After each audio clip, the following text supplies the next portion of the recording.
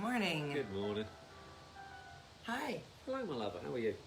I'm still a little sleepy. Yeah, you slept. You slept a lot last night. Not really. I didn't go to bed till 11. Well, you went straight to sleep. It's not enough sleep for me. I need a lot of sleep. Anyway, I'm glad to be home. We're back in the sunroom. I have my mug of tea for anyone watching yesterday who was concerned about my well-being. Thank you for your concern. I'm all right. I've got my tea. I do need it. I thought it would stay up there, the little promise. Okay. I'm sorry. Give me 1 second. So, you know, it's interesting to be working through these promises and then to go someplace where there is mortality on the table.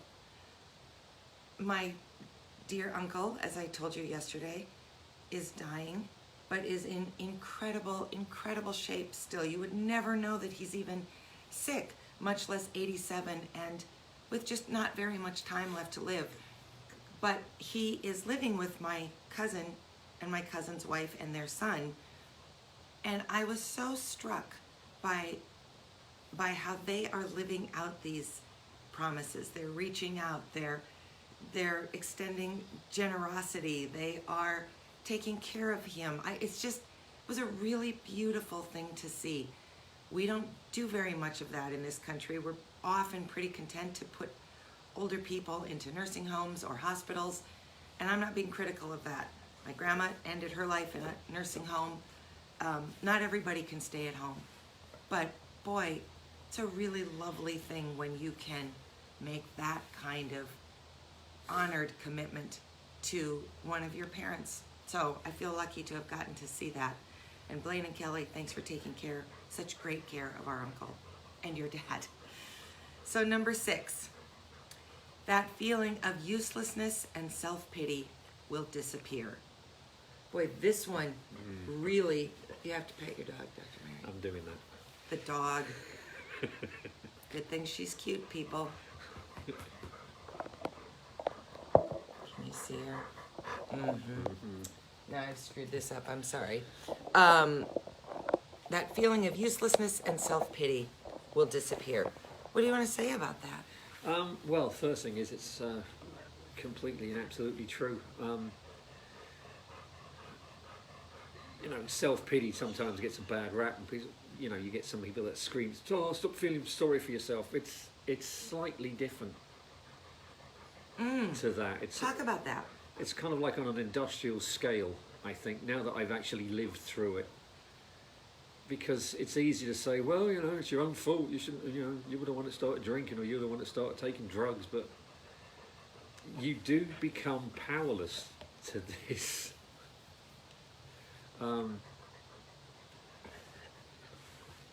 It's, you know, it's a sad state of affairs, really, because like I said, it's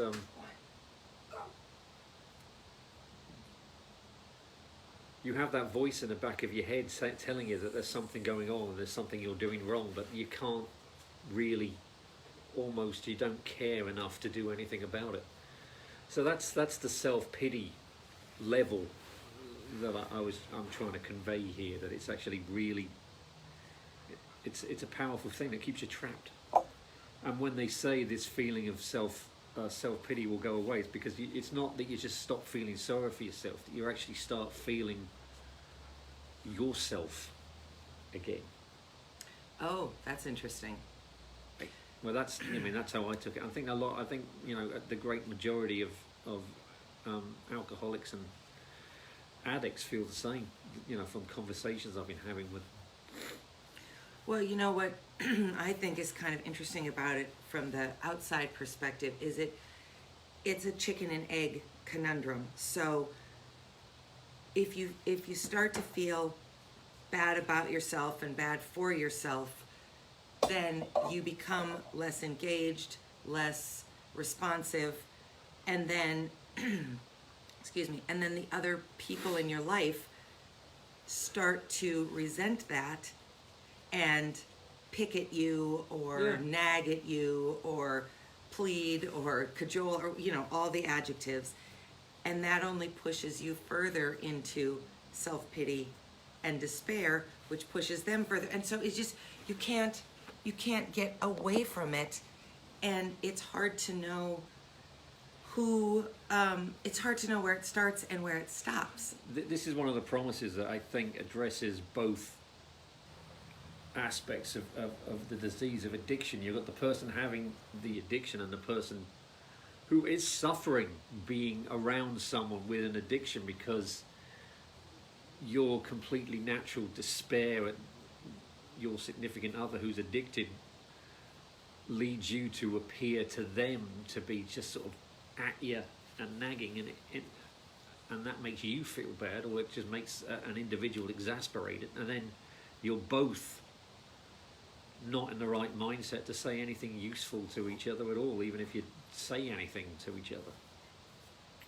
I think that's the hardest, well, I don't know, I can't qualify this. I think one of the really, really hard things about being in a relationship where addiction is also in your relationship is that from the outside perspective, you think you're being patient and tolerant, and you think that you are coming at the addict with all these great ideas and opportunities and suggestions, and even you know, would you watch this funny little live stream every day with me that someone I know or someone I've come across is doing?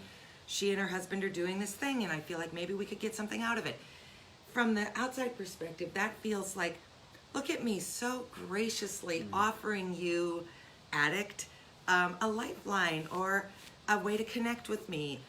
And I believe that you are doing it sincerely, because I believe that I was doing it sincerely.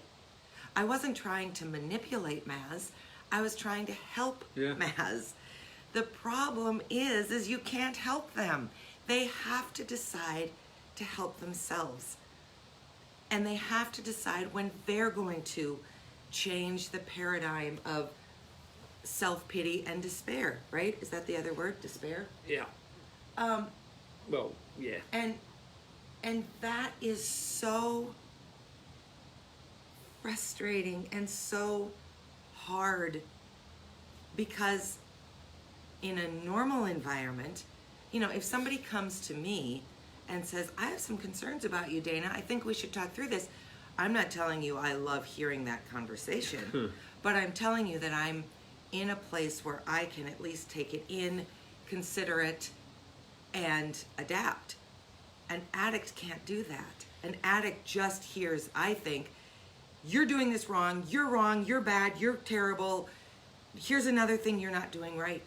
And it just is so damn hard, because the miscommunication, it creates an unwinnable situation.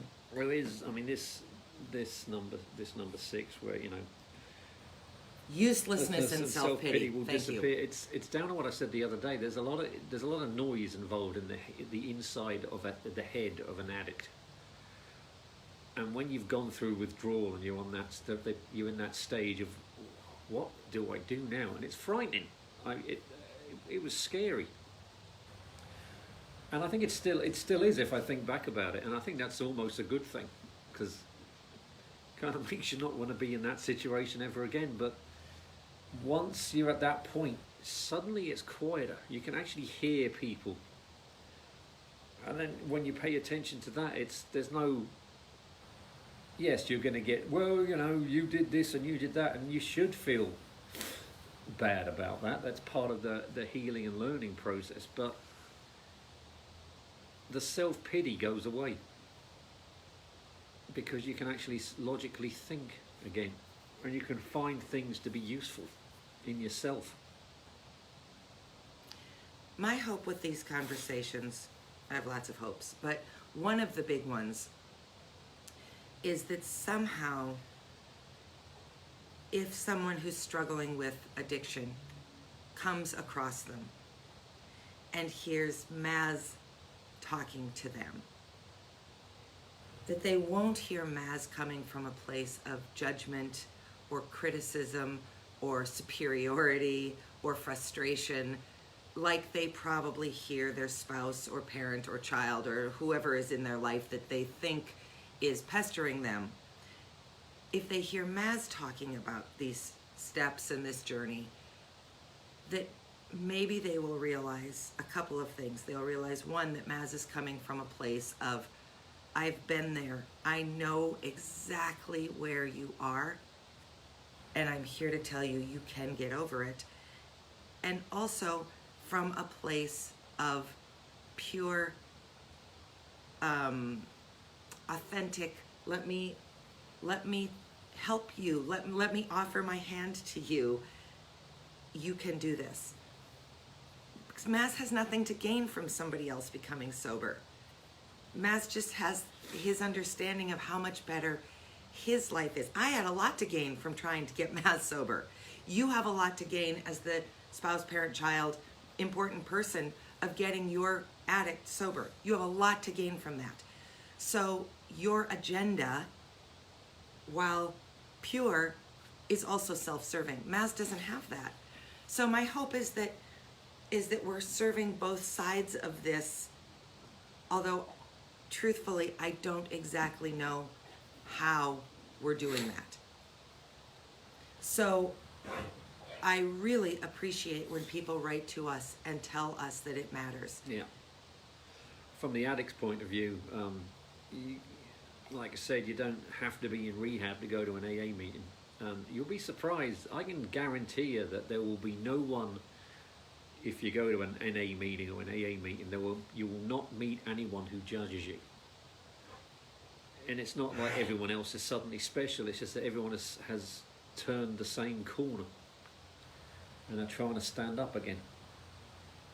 And are at various distances from the actual corner. Yeah. I mean, so you're 3.5 years from the corner, but you often come home and talk to me about people who get 30-year chips. I mean, we did a whole daily dose on Elton John getting his 30-year chip. He's way further down away from the corner, but he's still part of the process. I don't know. I have a lot of hope for these, for listeners, for us. Oh, I do too. I hope they're doing, it's an old adage, when you teach, if one student hears you, you've done a good job. So if this helps 2 people, I think we should be happy. Well, I'll just say this. I'm happy because it helped you. Yeah. Yeah. Well, I'm happy you're home and that we're doing this together. Yeah. So, on that happy, what day is it? Tuesday? It Happy is Tuesday. Tuesday note. Happy early Tuesday. Yes. We'll be back at the normal time. We'll be back at 8:30 tomorrow. Have a super, super day. And if you are seeing this and feeling pity and uselessness, it does go away. It can go away. You're not pitiful. You're not useless. No, you are not. You're just in a really, really deep hole.